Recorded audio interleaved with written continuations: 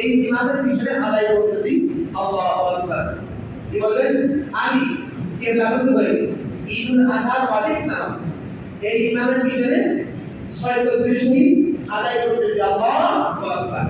এই প্রথম তাকবীর যেটা বলবো এটা বলা ফরজে আইন, এটা বলা কি ভাই? ফরজ।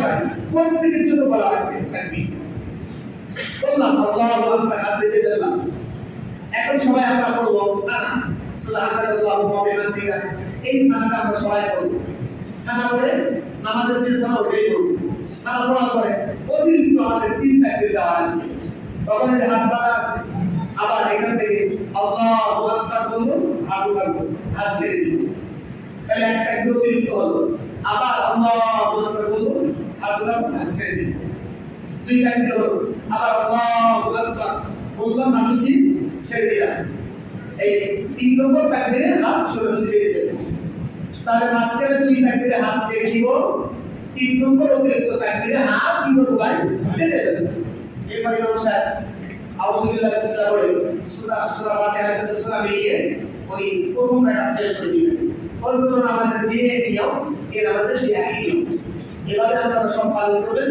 এবার 2 নম্বর রাকাত শুরু হয়ে যাবে। 2 নম্বর রাকাত উঠে বিসমিল্লাহ বলে সূরা ফাতিহার সাথে সূরা মিলিয়ে এরপর রুকুতে যাওয়ার আগে ইমাম সাহেব অতিরিক্ত 3টা তাকবীর দিবেন। কয়টা তাকবীর দিলেন? 3টা তাকবীর।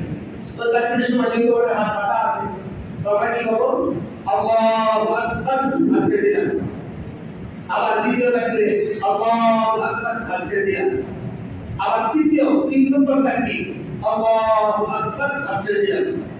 তাহলে তাকবীর করা হলো 3টা, অতিরিক্ত হলো। 4 নম্বর তাকবীর বলে রুকুতে চলে যান। তাহলে এখানে 4টা তাকবীর। অন্য নামাজে এই 2 নম্বর রাকাতের যে রুকুর তাকবীর এটা হলো বলা সুন্নাত, কিন্তু এই ঈদের নামাজে রুকুর তাকবীরটাও বলা জরুরি। এজন্য 4টা তাকবীর সকলে বলবেন। এর জন্য বলা দরকার নেই যে এখানে শুনুন এমন তাকবীর আওয়াজ দিবেন আস্তে। এই 4 তাকবীর দেওয়ার পরে রুকু যাব, এরপরে রুকুর তাসবিহ 3 বার 7বার করে বাস। এরপরে আরেকটা রাকাত শেষ করে সাজদা পরে নামাজ শেষ করব। নামাজ শেষ করার পরে অনেক আছে এই আমরা এখানে এই খুতবা, জুমার খুতবা আগে ঈদের খুতবা পরে আমরা অনেক ভাই আছি খুতবা না আসলে চলে যায়। তো ভাই খুতবা শোনা ওয়াজিব। খুতবা শোনা ভাই কি বলেন? ওয়াজিব। আপনি নামাজ পড়লেন, নামাজ পড়ার পরে খুতবা না শুনে চলে যাচ্ছে, কারণ নামাজের সাথে খুতবার সম্পর্ক আছে। এই খুতবা না শুনে চলে যাইবে, আপনার তো পূর্ণ মুসবাহ আদায় হবে না। এই জন্য আমি প্রত্যেকটা মুসলিম যুবক ভাই সবাইকে বলবো, আপনারা খুতবা শোনার পরে